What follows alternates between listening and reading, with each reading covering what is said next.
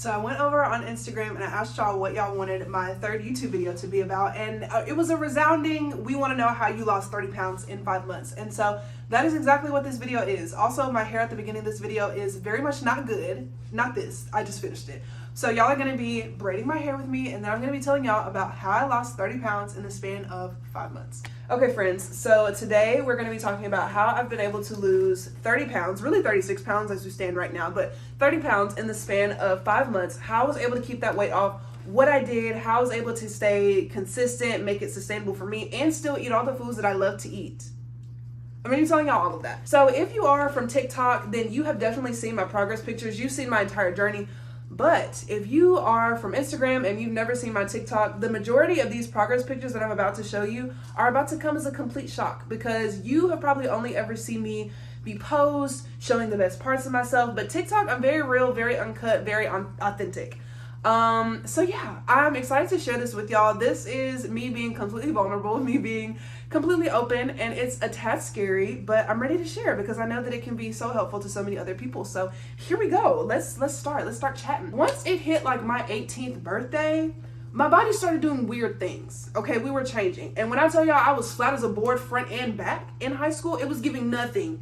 360, it was giving nothing. Very much it was sad. It was sad, and I was sad about it, okay? My thighs started getting a little bigger. Obviously, I was gaining a little bit of weight in my stomach, but it wasn't very much. It was not very much at all. Started to get a little dump truck in the back. Not very much. I ain't even gonna lie to you. Not very much, friend. Not very much. But I was starting to fill out. I was starting to get a little bit of curve, so I was like, uh-oh, this is exciting. This is exciting. And so I started getting really excited about it. So by the end of summer, like me about to go into college, stop, my hair looks so good. By the end of that summer, I weighed 152 pounds. I remember getting on the scale and being like, what the heck happened? How did I gain 30 pounds in the span of May to the first week in August? Like, literally, where did that even come from? But I didn't look like I had gained that much weight, like stomach wise. It came in the form of like breasts, finally, and a little bit of booty and a little bit of thighs. That's just how it presented itself. And I was very happy, but that kind of kickstarted me into wanting to work out a little bit more because I didn't want to ultimately gain as much weight as I ended up doing. So anyway, first got to college and I was thinking freshman 15, babe. No, that's not me. That happens to people that don't work out. Like, I've had a super fast metabolism my entire life. So that's just like not going to happen to me. So I'm not going to worry about it. Right. In college, it's kind of like you can eat whenever you want to. Like, you can eat in between classes. And then I go to the University of Alabama. So we have this thing where you can swipe your student ID at Chick-fil-A, Panda Express, Wendy's, Subway, Annie Ann's, and you can just get food. What? No, it was, at that point, it was over for me. I just knew it was over for me. Also, I was very, como se dice, depressed my freshman year because I was pre-med bio and I thought, my whole life I thought I wanted to be an OBGYN, blah, blah, blah. And I get to school and I had taken a lot of my prereqs in high school. And so I was starting like my actual major classes when I got to college. And my advisor was terrible, very much did report her for the emotional abuse that she subjected me to my freshman year. But basically, she made me take Calculus 2. I was taking Ecology and Evolution, which doesn't sound that bad. Babe, it was terrible. Ecology and Evolution, English, History, and Organic Chemistry. To say that I cried myself to sleep every single night is an understatement. I have never been so sad. And then my sophomore year, it got even worse. So naturally, I was soothing my very hurt feelings with food. And I didn't think that I was eating as much as I was until I look back on it and I think, Gianna, 5 slices of pepperoni pizza as a snack is probably not the best option. So that's when the weight kind of started presenting itself as, not so desirable, or not as desirable as I would have liked for it to have been. So that was 2019, right? Then the pandemic came. At that point, it was super, super over for me. And so I couldn't go to the gym, but then things started to open up a little bit. And so that's when I started my fitness journey. My goal wasn't necessarily to lose weight, but I did want to appear stronger, look stronger. And then my boyfriend is in school to be a personal trainer, and he's been working out his whole life because he played football for 14 years.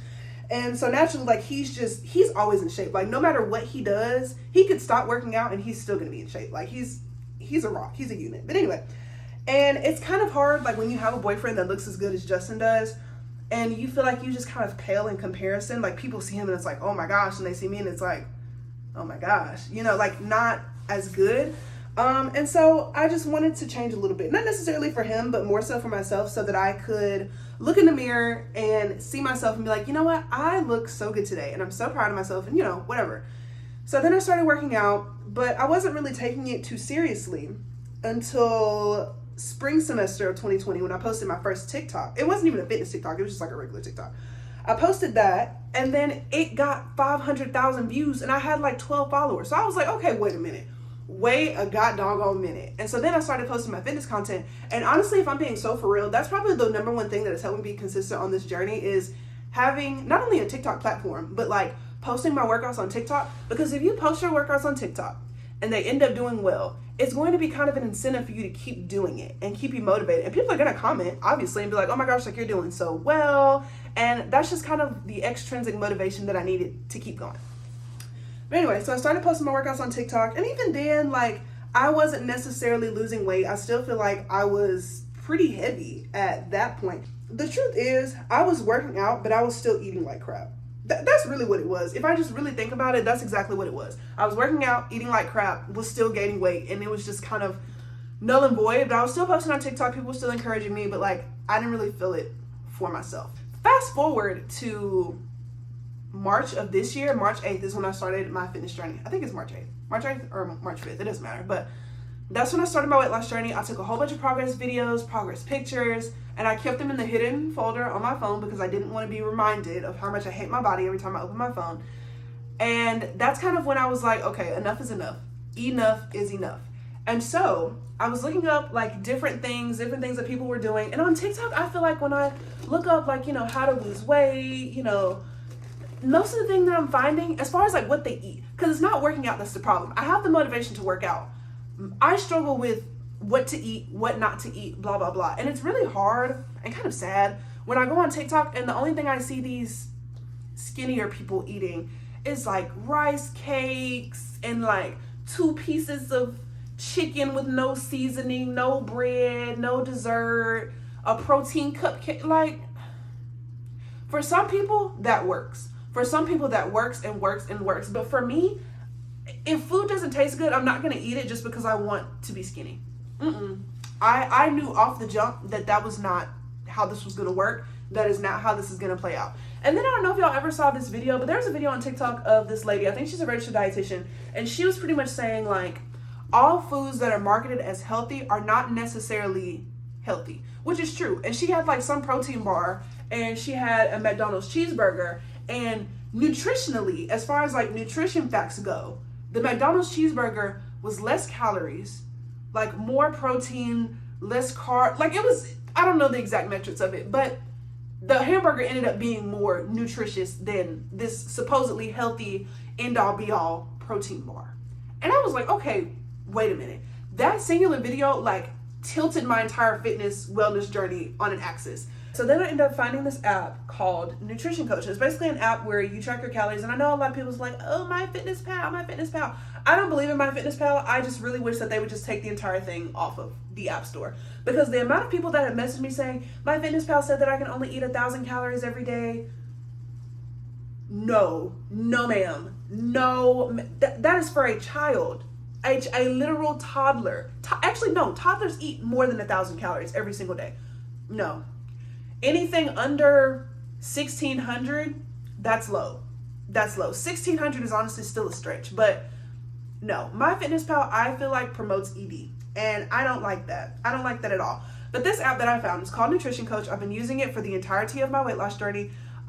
They will ask you a series of questions up front, which apparently MyFitnessPal does too, but probably not to this extent. They ask you your age, how old you are, how active you are, and then how much weight you want to lose and when do you want to lose it by. Now, if you put, oh, I want to lose 40 pounds by next Saturday, it's going to gray out the entire screen, and it's going to give you this whole spiel about how that's not a safe goal. In order to have have sustainable results, you need to like space that goal out. And it'll be like, with your activity level, you can lose this amount of weight by this day. Do you want to pick this day? And then you can pick that day and you can move on. Then throughout the day, you just kind of like add in your water, add in your meals. And it's so easy because you just like scan the barcode of whatever you're eating, and it automatically like adds in the macros, adds in the calories, and it takes the calories away from your calorie deficit. Also, it calculates your caloric deficit for you. I've never had to do that. I don't use like any online caloric deficit calculator or whatever. And I'm sure as heck not gonna do the math by myself. So it did that for me, which I was very grateful for. So my caloric deficit is I think about 2,100. So yeah, my caloric deficit is 2,100, and so every day I would just scan the foods that I eat, or if I was making food at home, which I did a lot when I first started my journey, I would just scan the ingredients, like scan the barcode of the ingredients and then like adjust the portions. And that's honestly how I did it. Like scan it, adjust the portions, it automatically takes away from my caloric deficit. And that's what I did for a really long time. And honestly, y'all, it helped so much. Also, I'm not a person that approves of restricted eating in the form of dieting in order to lose weight. So I didn't do keto. I'm not on a greens diet, no detoxes. I did not do any of that simply because I feel like it makes no sense for me in my life, and it wasn't going to be sustainable for me and for my life. I just feel like if I'm constantly saying, okay, I'm on this diet and I can't have bread, sweets, alcohol, okay, boo, that doesn't sound fun at all. And I'm already bored and I already don't want to commit to it.